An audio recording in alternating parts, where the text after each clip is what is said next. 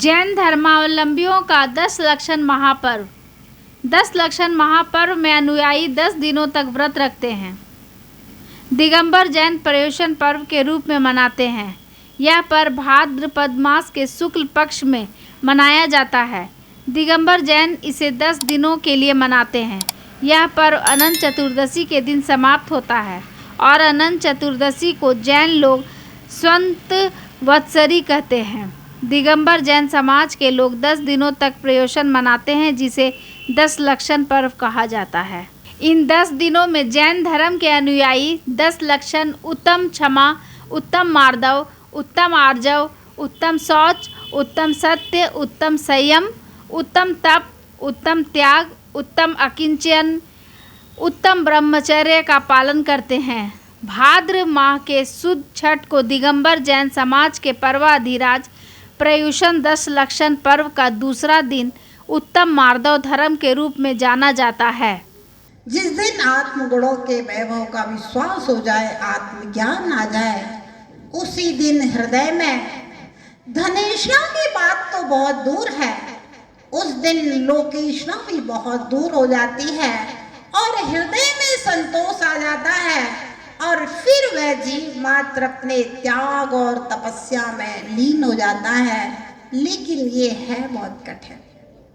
हाँ, साधक के लिए कहा गया है हृदय में संतोष धारण करके शरीर के द्वारा तपस्या करे, लेकिन चाहे बिना चाह के कुछ होता नहीं। देव साहब गुरु की पूजा में पढ़ते हैं, संसार देह वैराग्य धार, निर्वांछित तपे शिव पद निहार। संसार शरीर देह से वैराग्य को धारण करके निर्वांछित, ये ना भोगों की चाह नहीं है, धन की चाह नहीं है, संपदा की चाह नहीं है, लेकिन कोई ना कोई चाह है, कोई ना कोई लक्ष्य है। निर्वांछित तपे शिव पद निहार, भोगों की चाह नहीं है, संपदा की चाह नहीं है, मान सम्मान की चाह नहीं है, नाम की चाह नहीं, सब छोड़ दिया है, लेकिन शिव पद निहार, मोक्ष पद को निहार के आत्म संपदा, जिन गुण संपत्ति की प्राप्ति के लिए उसको निहारते हुए निर्वांछित पे संसार शरीर और भोगों से विरक्ति रखे मोक्ष की तपस्या करते हैं। ऐसे दिगंबर संतों के उत्तम शौच धर्म हुआ करता है। अब आप लोग संपत्ति के रह सकता है, अरुण भैया साधक बिना धन संपत्ति के रह सकता है? वो बिना धन संपत्ति के रह सकता है। हाँ। निर्ग्रंथ मुनि बिना धन संपत्ति के रह सकते हैं। ध्यान रखना, घर द्वार छोड़ के आए हैं, धन संपत्ति छोड़ के आए हैं, लेकिन बिमल भैया पुण्य छोड़ करके नहीं, साथ चलता है, तब तो तुम्हारे चौके लगाने के भाव होते हैं, आहार कराने के भाव होते हैं। पदम भैया पुण्य नहीं, पुण्य साथ चलता है। एक मांगने बैठो 10 देने वाले हैं, पुण्य साथ चलता है। यहाँ से सम्मेद शिखर जाना है, अभी हम भी ना बोले, यहाँ से अगर पंकज भैया ये प्रदीप भैया अनाउंसमेंट करेंगे माता जी के यहाँ से वहाँ बिहार होना है, विश्वास मानना रांची में 10 लोग तैयार हो जाएंगे, मैं यहाँ से वहां तक की व्यवस्था करूंगा, क्योंकि पुण्य साथ चलता है। और पुण्य के ऊपर जहाँ भरोसा है जिस व्यक्ति को भैया, उसे संग्रह करने की आवश्यकता है। और जिन्हें अपने पुण्य पर भरोसा नहीं है भैया, तुम लोग दिन रात पाप करते हो, उसके बाद में भी 7-7 फ्लैटों के मालिक हैं, 60 खंडे महलों के मालिक बन रहे हो, इतनी फैक्ट्रियां, इतनी दुकानें और इतने बड़े बड़े करोड़ों के ऑफिस बना रहे हो, तो हम तो कोई पाप नहीं कर रहे ना। सुबह से शाम तक क्या कर रहे, कोई पाप कर रहे हैं क्या? अरे भैया सुबह से उठो, फिर प्रतिक्रमण करो, स्वाध्याय करो,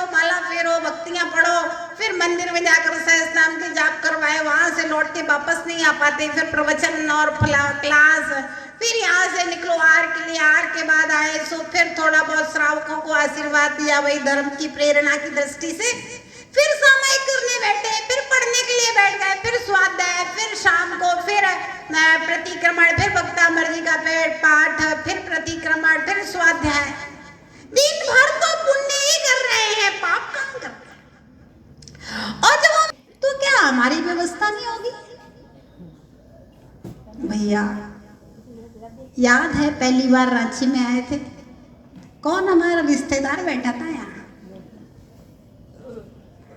पंकज भैया, नरेंद्र भैया, कौन सी रिश्तेदारी थी? अध्यक्ष मंत्री पद पे आए तो चलो माता जी का चतुर्मास कराना है। मेरी आपसे कौन सी रिश्तेदारी है? ना राग के संबंध है, ना रक्त के संबंध है, ये तो हमारा पुण्य है कि तुम समेत शिखर से श्रीफल चढ़ा करके लेकर के आते हो, ये पुण्य है और पुण्य ही काम करता है। ये श्रावक और भैया जो हमारे लिए कर रहे हैं, कोई मेरे ऊपर एहसान नहीं कर रहे हो। हाँ, कोई श्रावक सोच रहे कि हम महाराज माता जी की बहुत व्यवस्था करते हैं तो आप बिल्कुल भी हमारे बस में हो गए हैं। नहीं, आपके बस में कभी नहीं होंगे। एहसान नहीं कर रहे हो आप हमारे ऊपर, आप जो कर रहे हो वह भी निज हाथ दीजिए, साथ लीजिए, खाया खोया बह गया। आप अपने लिए खर्चा कर लोगे, वो सब मिट्टी हो जाएगा, और जो हमारे लिए खर्चा कर दोगे अथवा भगवान की भक्ति में जो भी खर्चा कर दोगे वह सब सोना हो जाएगा। फले अनंत जो धर्म ध्यान की भूमि विषय भैया, जितना कंजूसी से मिलेगा, हाथ खोल करके बोगे तो हाथ खोल करके मिलेगा। कहाँ है? मन में श्रद्धा भक्ति से, मन में श्रद्धा भक्ति कर तो जो दान करेगा, ऊपर वाला तेरा खजाना रातों रात भरेगा। ऊपर वाला तेरा खजाना रातों रात भरेगा। जंजीरों से बंधी चंदना दान नहीं बंध पाया, जंजीरों से बंधी चंदना दान नहीं बंध पाया। इच्छोरस देकर श्रेयांश भी दान तीर्थ कहलाया। क्या दिया था श्रेयांश राजा ने? मात्र इच्छोरस दिया था और कितना बड़ा पद मिल गया, दान तीर्थ प्रवर्तक। चक्रवर्ती भरत ने सम्राट श्रेयांश, जो कि उनके ही अंडर का सेवक था, भरत का सेवक था श्रेयांश, दान तीर्थ प्रवर्तक, मात्र इच्छुरस दिया था, कुछ नहीं दिया था, करोड़ों की संपत्ति नहीं दी थी आदिनाथ भगवान को, मात्र इच्छुरस दिया था। इच्छुरस देकर श्रेयांश भी दान तीर्थ कहलाया। अंजुलि भर देने वाले को दरिया भर के मिलेगा। कितना दोगे तो कितना मिलेगा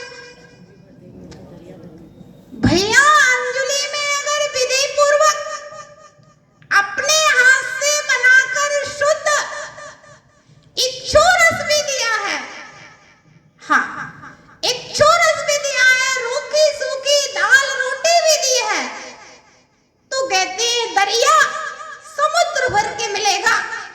आचार्य समुद्रभद्र महाराज कहते हैं बट का बीज सरसों के दाने के बराबर, खसखस के दाने के बराबर हुआ करता है, लेकिन वह जब किसी मुनि के हाथ में उतना सा ही दे दिया जाता है तो बट का वृक्ष बहुत बड़ा हुआ करता है।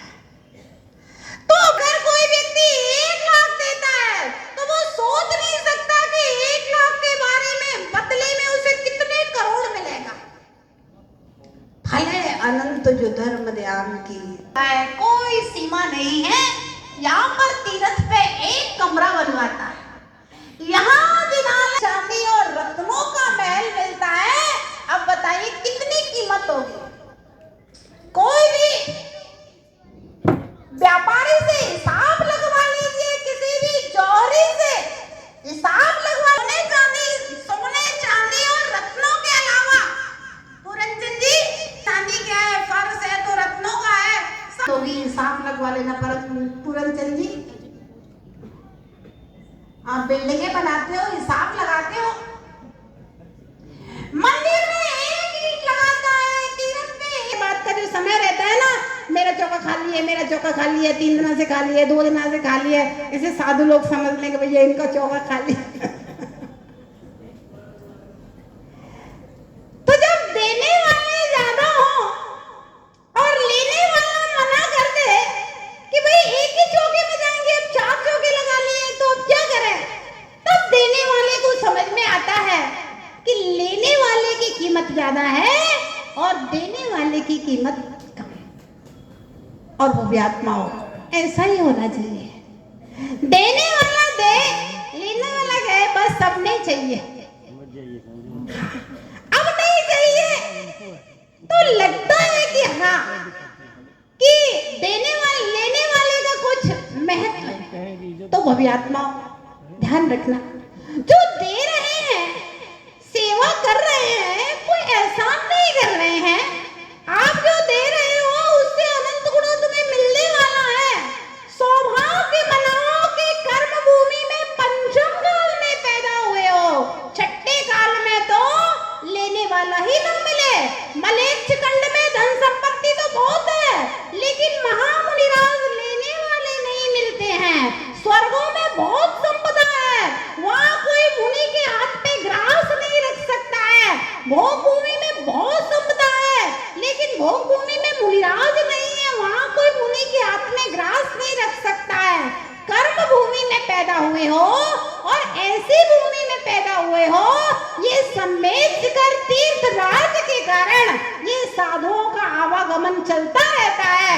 तो आपको दर्शन के और उपदेश सुनने का, चातुर्मास कराने का, आहार दान करने का सौभाग्य मिलता रहता है। आपको रोटी, कपड़ा और मकान का इंतजाम तो करना ही पड़ेगा। इतना तो होना ही चाहिए, ज्यादा ना हो।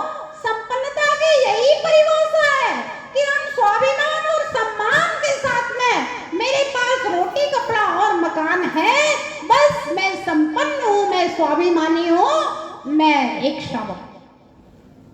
तो श्रावक आप कितना कमा सकते हैं और मेरी महत्वाकांक्षा कितना पाने की है, आप सोच लीजिए, विचार लीजिए, चिंतन कर लीजिए। जय जिनेन्द्र, मैं मोनिका ठोलिया जैन महिला जागृति की अध्यक्षा रांची जैन समाज से हूँ। अभी हमारा 10 लक्षण पर्व बहुत ही धूमधाम से मनाया जा रहा है। ये हमारा 10 दिनों का पर्व होता है। आज हमारा इस पर्व का चौथा दिन है और इस पर्व में ये जैनियों का महापर्व कहा जाता है। यह साल में आता तो 3 बार है, लेकिन भादो मास में इसका विशेष महत्व है और इस में पूरे रांची समाज पूरी भक्ति में डूबी हुई है, धर्म का पूरा लाभ ले रही है। माता जी विराजमान हैं और इनके संग में पूरा जैन समाज भक्तिमय हो रखा है। और यही कहूँगी कि यह जैनियों का महापर्व है, 10 लक्षण महापर्व। जय जिनेन्द्र। इस पर्व में हम जैनियों का विशेष महत्व क्यों रहा है, क्योंकि यह 10 दिन के पर्व होता है, जिसमें उत्तम मार्दव, उत्तम क्षमा, उत्तम मार्दव, उत्तम आर्जव, उत्तम सोच, सत्य, संयम, यह हमारा 10 धर्म होता है। यह 10 धर्म हमारे जीवन को मोक्ष मार्ग की ओर प्रेरित करता है। अगर इस 10 धर्म को हम अपने जीवन में उतार लेते हैं तो मनुष्य बहुत संयमी हो जाता है और मोक्ष मार्ग की ओर उसका स्थान बनने लग जाता है।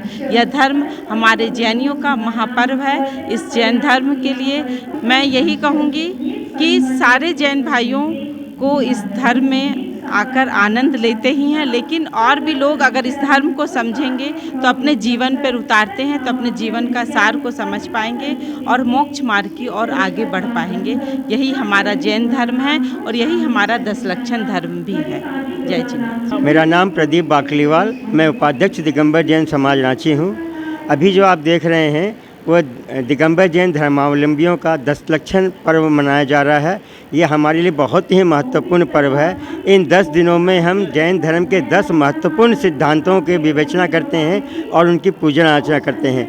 इस बार हमारा सौभाग्य है कि यह पर्व हमें आरिका विभा श्री माता जी के सानिध्य में मनाने का अवसर प्राप्त हुआ है। और माता जी प्रतिदिन एक एक धर्म के बारे में, ये 19 तारीख से 19 सितंबर से शुरू हुआ था और 28 सितंबर तक ये पर्व चलेंगे। माता जी से प्रत्येक दिन एक एक धर्म पर माता जी विवेचना करती है, पूजा अर्चना करती है और बहुत ही अच्छा माहौल यहाँ पर है। बहुत धर्ममय और भक्तिमय माहौल है और सभी कोई को बहुत एंजॉय कर रहे हैं। रांची में 2 मंदिर हैं और दोनों मंदिर में इसी प्रकार का भक्तिपूर्ण वातावरण चल रहा है। और दूसरी जो महत्वपूर्ण बात मैं कहना चाहता हूँ, अभी हाल में ही झारखंड सरकार ने अल्पसंख्यक आयोग का गठन किया है, जिसमें जैन धर्म के किसी भी सदस्य को शामिल नहीं किया है। आपकी जानकारी के लिए वास्तव में अल्पसंख्यक जैन समुदाय है, क्योंकि पूरे भारतवर्ष में इनकी संख्या 40 लाख के आसपास है। जबकि अन्य धर्मावलंबियों को उन्होंने अपनी तुष्टीकरण की भावना को प्रोत्साहित करने के लिए शामिल किया है।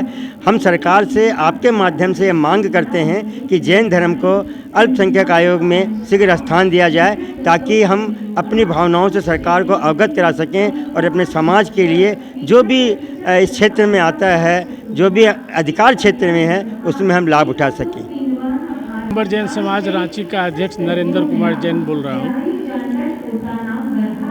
अभी जो हम लोग का 10 लक्षण पर्व है, सबसे महत्वपूर्ण पर्व है जैन समाज का, जिसमें 10 धर्मों की पूजा के बारे में बताया जाता है, कैसे क्या करना है। खास बात यह है कि अल्पसंख्यक आयोग का अभी जो सदस्यता का बनाया गया है, उसमें जैन समाज के एक भी लोगों को शामिल नहीं किया गया है। जबकि 3-4 नाम आए थे उसमें, उनको नहीं देके दूसरे को दे दिया गया। ये इसके लिए आप बोलिए आप सरकार को कि इसमें जल्दी सुधार करके उसमें समावेश करें। आपने सरकार से वार्तालाप किए इस मैटर में, इस बोले कि हम लोग भाई जैन समाज को कहीं आप सदस्य के रूप में भी तो रखिए। तो समाज को सोचना नहीं चाहिए, सरकार को सोचना चाहिए कि आपको जैन समाज का देना है। आप सर सरकार से अपना डेडिकेट या कोई अपना प्रतिनिधि भेजे कि आप जैन समाज को सम्मिलित करिए एक सदस्य के रूप में। भेजा हुआ है, तो इस पे क्या पहल कुछ हुआ? कुछ नहीं, पहल नाम ही नहीं आया किसी। अब उसके लिए आंदोलन अब आपके थ्रू संदेश भेजा जा रहा है। नहीं, हम लोग ये खत्म होता है, उसके बाद हम लोग जाएंगे वहाँ पर, सरकार से बातें करेंगे। आप सरकार अगर मान के चले जो तुष्टीकरण की राजनीति जो कर रही है, ये खाली सिर्फ मुसलमानों को दिया है, ऐसा नहीं कह सकते हम। खाली मुसलमान को, आदिवासी भी हैं। आदिवासी 1-2 है, 2 मात्र, तो उसमें एक सरदार जी है, मतलब सिख है, बाकी तो 8 या 9 मुसलमानों को जगह दिया है। ऐसा क्यों है ना? इसलिए थोड़ा सा अभी तो सरकार ही बता सकती है, इसमें हम लोग को मिलना चाहिए। जैन पंचायत रांची, जैन समाज के लोगों को भी स्थान मिलना चाहिए था, जो भी अल्पसंख्यक है। जबकि जैन समाज के भी बताया आबादी मात्र 40 लाख है। जैन समाज तो सही में अल्पसंख्यक है, उन्हें तो स्थान मिलना ही चाहिए था। तो उसमें से एक सदस्य के रूप में जैन समाज को सरकार ध्यान दें और एक सदस्य के रूप में जरूर जैन समाज को शामिल करें। एक चीज पूछना चाहे कि सरकार का कौन सा एक अथी है कि जो अल्पसंख्यक का मापदंड है, जो सिर्फ मुसलमानों को ही दिया जाता है? नहीं, ये तो उनकी सोच, इस बारे में कहना हमारा नहीं है। मुसलमानों को नहीं, जो अल्पसंख्यक तो जैन बौद्ध हो गया, उसको कहीं जगह नहीं मिलता है। और ये सब वोट की राजनीति है। ये जो राजनीति सब वोट से चलता है, क्योंकि जैनियों की संख्या उतने, उनके वोट से उनको लगता है कि जबकि इनकम का 25% इनकम का जैन समाज देती है, जैन वर्ग लोग देते हैं। जो देश में जो 25% इनकम टैक्स वो जैन समाज के लोग देते हैं। जी, वही हाँ, आप लोग तो सरकार का ज़्यादा रेवेन्यू देते हैं। हाँ, सबसे ज़्यादा रेवेन्यू जैन समाज देती है, 25% रेवेन्यू देती है। दरकिनार किया जा रहा है, इसलिए आप नहीं, दरकिनार नहीं। अभी अब जैसे सम्मेद शिखर में सरकार ने हमारी बातें सुनी, ऐसा बात नहीं दरकिनार कर रही है। अभी जैसे सेंट्रल से सम्मेद शिखर हमारी बात सुनी, वहाँ पर सभी मांस मंदिर, सभी जो तीर्थ क्षेत्र बना है उसे तीर्थ क्षेत्र घोषित कर दिया गया। ठीक है, केंद्र हाँ। की बात नहीं रखा जा रहा, यहाँ पे स्टेट सरकार की बात किया जा रहा है। नहीं, इनसे बात किया जाए, सरकार से लोग गए हैं, हो सकता है इलेक्शन के बाद हम फिर जाएंगे, उनसे वार्तालाप की जाएगी कि जैन समाज के किसी एक व्यक्ति को जरूर स्थान दे अल्पसंख्यक आयोग में। आप और किसे दे रहे इससे हमारी कोई वही नहीं है, लेकिन जैन समाज के लोगों को एक स्थान मिलना चाहिए, हमारी ये मांग है बस। बाकी आप किसे दे रहे हैं हमको इससे कोई वही नहीं है, लेकिन जैन समाज